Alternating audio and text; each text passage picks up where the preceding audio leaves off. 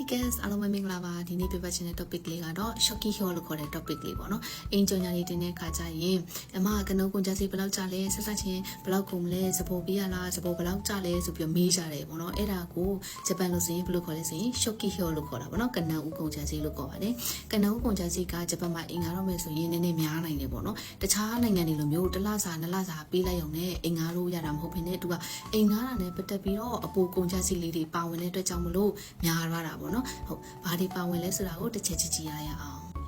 ပထမဆုံးကကြတော့ shikiki ပေါ့နော် shikiki ဆိုတာကအိမ်လာကတစ်လစာကြိုယူထားတဲ့သဘောပေါ့နော်သူကအိမ်ပြန်ထွက်တဲ့ချိန်ကျရင်အဲ shikiki နဲ့ကနေပြီးတော့တန်ရှည်ကြီးနှုတ်ပြီးတော့ပို့တဲ့ဟာကိုပြင်ရပါတယ်နောက်တစ်ခုကကြတော့ legging ပေါ့နော် legging ကကြတော့ဂျပန်နိုင်ငံတစ်ခုတည်းမှာပဲရှိတာပေါ့နော်ဘာလဲဆိုရင်သူကအိမ်ရှင်ကိုအင်္ဂါပေးတဲ့အတွက်ကြောင့်မလို့ကြီးစုတင်ပါတယ်ဆိုတဲ့ပုံစံနဲ့ကြီးစုတင်ကြည့်ပေးရတဲ့ဟာပေါ့နော်သူကတော့ပြင်မရပါဘူးနောက်တစ်ခုကကျတော့မီးအာမခံပေါ့နော်မီးအာမခံကဒီတဘာဝရေပေးမိပြီးနဲ့ပတ်သက်တဲ့အခါမှာသုံးဖို့အတွက်ကိုပေးရတဲ့ဟာမျိုးပေါ့နော်သူက1000ခွဲကနေ2000ခွဲဝန်းကျင်လောက်ကိုကျနိုင်တယ်ပေါ့နော်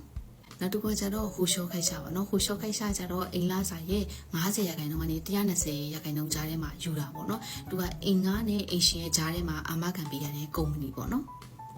နောက်တစ်ခုကကျတော့ဒီပထမဆုံးကိုနေမဲ့အိမ်လာကတလစားပါဝင်ပါတယ်။အဲ့ဒါကုန်ကြတာကကျတော့တော့လဲလဲကြီးပေါ့နော်ခါကီကိုကန်တိုင်းလို့ခေါ်တာပေါ့နော်သူကအိမ်ကတယောက်ငါးပြီးတိုင်းမှာတော့အစ်စ်လဲလေးရှိတယ်ပေါ့နော်အဲ့ဒီအတွက်ကြောင့်မလို့လဲသူက2000ဝန်းကျင်လောက်တော့ကုန်ကြနိုင်တယ်နောက်ကုန်ကြတာကျတော့တန်ရှည်ကြီးကလင်းနင်းကိုတိုင်လို့ခေါ်တယ်ပေါ့နော်ရှီကီကင်းတလားစာပါတဲ့အိမ်နေဆိုရင်တော့ဒီကလင်းနင်းကိုတိုင်ကိုမယူတာများတယ်ပေါ့နော်ဒီအိမ်ထွက်တဲ့ချိန်ကျမှပဲရှီကီကင်းနဲ့ကနေနှုတ်သွားတာဆိုတော့လေ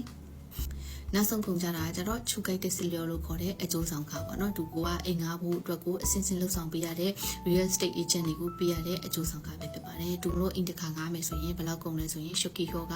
အိမ်လာစာရဲ့4စားကနေ5စားဝန်းကျင်ကိုကုန်နိုင်ပါတယ်ဥပမာ9000နဲ့အိမ်ငားလဲဆိုရင်စပို